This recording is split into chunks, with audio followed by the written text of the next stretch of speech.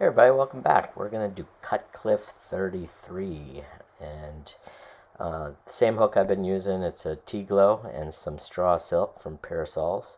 It's given to me by Mr. Bailey. And the body's going to be made from hair fur natural, hair flax shaved per Cutcliffe, and an equal part dyed turmeric. So the same type of fur. And when you mix them together, it looks like that.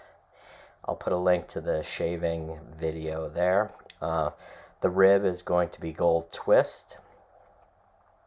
And the hackle is yellow spangled red. And this is a Chinese cape I have. And my translation of yellow spangled red means a red feather with sprinkles of yellow or hints of yellow through it. Sprinkles of yellow is super hard to find. But as you can see there, those feathers have the redness to it with a little bit of yellow in it.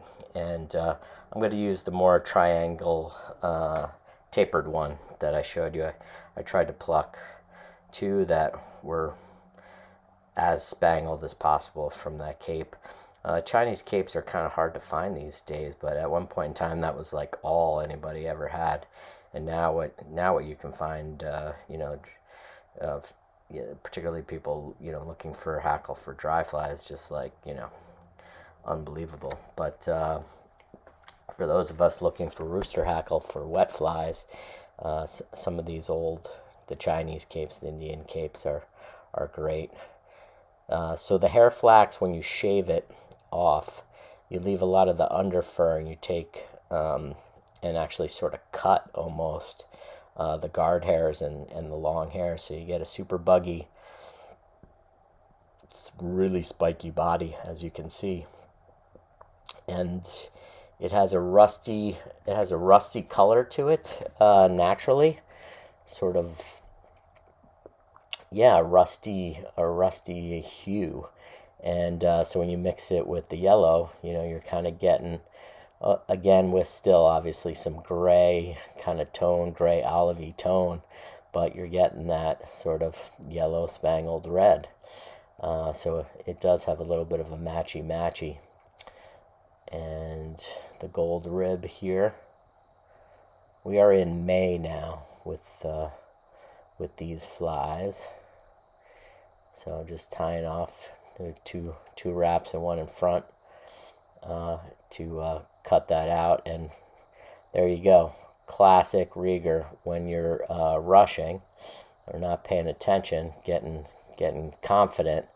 You nip the silk there. So slow down and don't do that. But if you wax your silk, as I do, you can see nothing happens. It's still held there in place, at least long enough for me to get there and retie in. So not a big deal. And it's another good reason to use wax. It creates a stronger fly, particularly if you're using natural silk, but also really helps hold the materials and hold everything in place. So tying that tip in there for that hackle, and then we're going to dub now the thorax.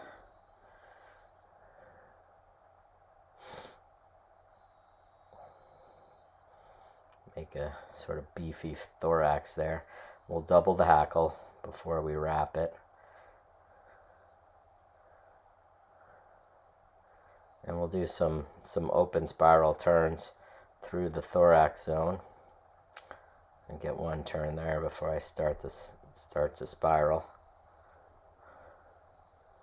It's basically a mini palmer in this area. And then we'll do a couple of turns, touching turns in front of the thorax.